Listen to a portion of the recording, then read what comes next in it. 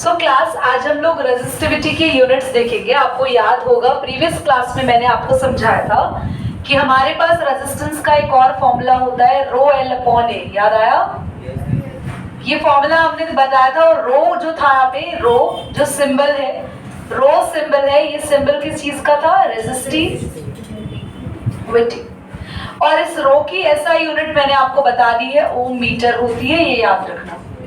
ठीक है, जैसे किसी क्वेश्चन में लिखा होगा 8 ओम मीटर, इसका मतलब है 8 रेजिस्टिविटी दे रखी है। अगर 8 ओम लिखा है यानी कि रेजिस्टेंस है 8। ओम मीटर मींस रेजिस्टिविटी, और खाली ओम लिखा हो रेजिस्टेंस। आज हम पढ़ने वाले हैं class combination of resistance.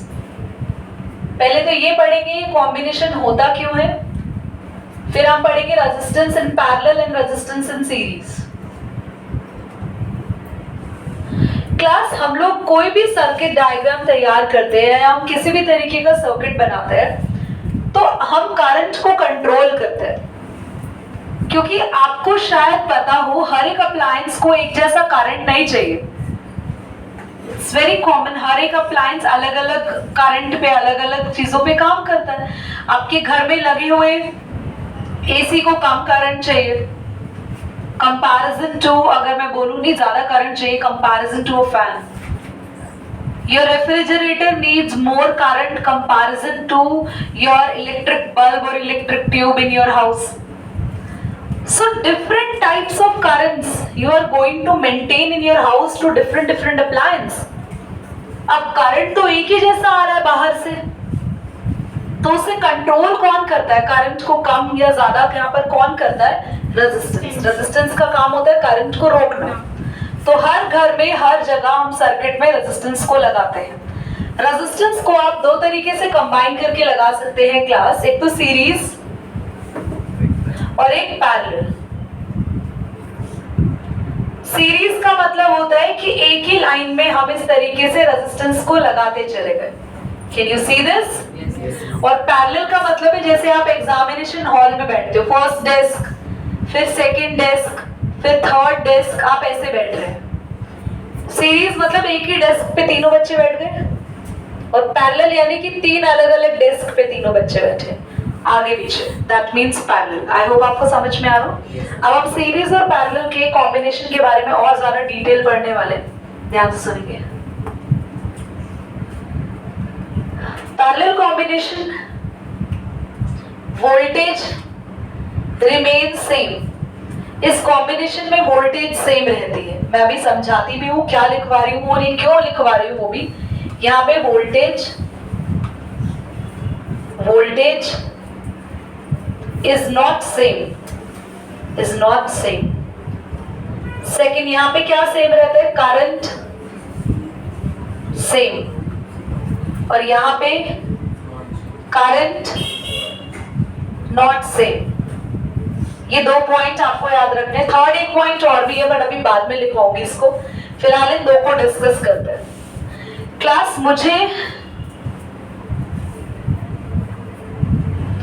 Diwali पर लाइट लगानी है एक, इसे पॉज करो तो मेरे थोड़ा से बहुत प्यारा लगता है रोज। ओके एवरीवन, तो हम लोग यहाँ पर पढ़ने वाले हैं, मुझे दिवाली की लाइट लगानी है। ठीक है, तो यहाँ कुछ ऐसे हमने डेकोरेशन कर दी और यहाँ लग गए, यहाँ पे पेड़ों पे लगे हुए टमाटर नहीं है, दिवाली की लाइटें, मशरूम लग रहे हैं, चाहे कुछ भी लग रहे हो, पर ये दिवाली की लाइटें बन गई थोड़ी देर के लिए। अब इनको दिया जा रहा है करंट, और आप चाहोगे हर बल्ब को अलग अलग करंट मिले, है ना? क्योंकि कोई बल्ब आपकी लड़ी में तेज जलेगा, कोई कम जलेगा, एक जैसा थोड़ी जलेगा। बोलो, एक जैसे ही ग्लो करेंगे, सबको एक जैसा ही करंट देना है। जब सबको सेम करंट देना है डार्लिंग, तो ये कौन से कॉम्बिनेशन में लगाए जाएंगे सारे बल्ब? तो सीरीज कॉम्बिनेशन में चीजों को तब लगाया जाता है जब सबको एक जैसा करंट चाहिए। For example the decorative lights and all. ठीक है, पैरेलल कॉम्बिनेशन का एग्जाम्पल हुआ, ये तो एग्जाम्पल हुआ किसका? सीरीज का, जिसमें all the bulbs require same current. Now let's talk about parallel. बच्चे, पैरेलल का एग्जाम्पल हुआ आपका हाउस, आपका घर। घर में, आपके घर में बहुत सारी चीजें हैं। You have a TV, you have a mixer grinder, you have AC, you have refrigerator. These are some common appliances. ये होगा ही होगा घर में। बाकी इसके अलावा आपके घर में ट्यूब्स है, फैन है, ट्यूबलाइट है, फैंस है, वॉशिंग मशीन है।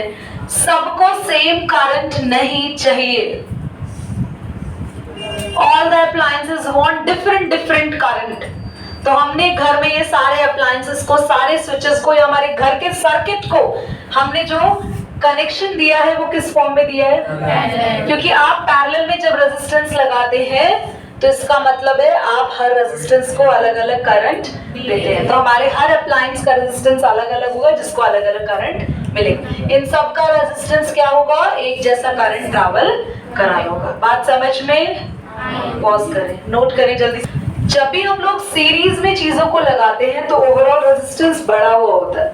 इसीलिए दिवाली की लाइटनिंग्स जो होती है वो जल्दी खराब भी हो जाती है, क्योंकि ओवरऑल रेजिस्टेंस बड़ा होता है रेजिस्टेंस, तो करंट पास कम होता है और इसलिए वो बल्ब्स हीट भी जल्दी होते हैं और वो खराब भी जल्दी होता है।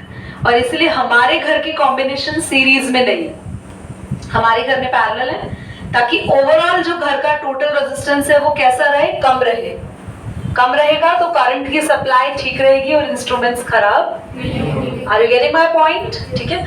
और इसके पीछे एक रीजन और भी है, पावर वाला, बट वो अभी पावर पढ़ेंगे तो मैं वो बताऊंगी। क्लास में आपको यहाँ पे डेरिवेशन करा रही हूँ।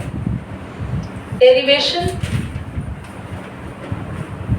For resultant resistance in series combination. Board पे देखेंगे ध्यान से, बाद में सब कुछ नोट करेंगे आप। क्लास, मैंने ये दो रेजिस्टेंस लिए हैं। जिगजैग का मतलब होता है रेजिस्टेंस। दो रेजिस्टेंस लिए हैं और उनको मैंने सीरीज में लगा दिया है। करंट आप सबको पता है, इलेक्ट्रॉन तो नेगेटिव टू पॉजिटिव, पर करंट पॉजिटिव से नेगेटिव मूव करता है। डायरेक्शंस मैंने यहाँ दिखा दी है इसमें। जब भी हमारे पास सीरीज कॉम्बिनेशन है तो मैं जितनी भी वोल्टेज यहाँ से सप्लाई कर रही हूँ, दोनों में सेम वोल्टेज नहीं जाएगी, क्योंकि हमें पता है सीरीज में वोल्टेज सेम। तो यहाँ वोल्टेज V1 जाएगी और यहाँ पे V2 जाएगी, पर करंट दोनों के पास सेम रहेगा। अगर यहाँ I है तो यहाँ भी I होगा, क्योंकि हमें पता है करंट सेम रहता है किस कॉम्बिनेशन में? सीरीज कॉम्बिनेशन में। सीरीज कॉम्बिनेशन में लगाए हैं दो रेजिस्टेंस, दोनों ही रेजिस्टेंस के पास करंट सेम जाएगा, ट्रैवल करेगा। ये दो रेजिस्टेंस क्या है दीदी? एक्चुअली दो अलग अलग अप्लायंस है, जिन दो अलग अलग अप्लायंस को, दो बल्ब समझ लो, दो ट्यूब समझ लो, हमने सीरीज कनेक्शन में जोड़ दिया है। सीरीज कनेक्शन में होने की वजह से दोनों के पास करंट क्या है? सेम है, और वोल्टेज क्या है? दोनों की डिफरेंट है। इतनी बात समझ में आ गई सर्किट में? आगे लकी ध्यान से देखो बेटा। अब आपके पास टोटल वोल्टेज क्या होती है? V क्या होगा? V1 plus. आप सबको ओम्स लॉ का फॉर्मूला याद होगा, V is equal to IR। तो मैं इस V की जगह लिखूंगी IR, और ये V1 है ना, इसका रेजिस्टेंस है R1, इसका रेजिस्टेंस है R2। तो इस V1 का फॉर्मूला होगा, I तो सेम रहेगा पर रेजिस्टेंस होगा R1। इस V2 का फॉर्मूला होगा R2। मैंने इस V का फॉर्मूला लगाया IR, यहाँ भी फॉर्मूला IR ही लगाया, पर R क्या है? R1। यहाँ पे ये R क्या है? दीदी ये R किसका है? ये टोटल R है, जो इनका दोनों का मिला के R है, क्योंकि V भी हमने ये कैसे रखा है? टोटल। और I दीदी आपने तीनों के सेम क्यों रखा है? जितना I टोटल है बेटा, जितना भी करंट हम यहाँ से दे रहे हैं उतना ही इसको मिल रहा होगा, उतना ही इसको मिल रहा होगा, क्योंकि सीरीज में करंट सेम रहता है। अब बच्चे हम लोग क्या करेंगे?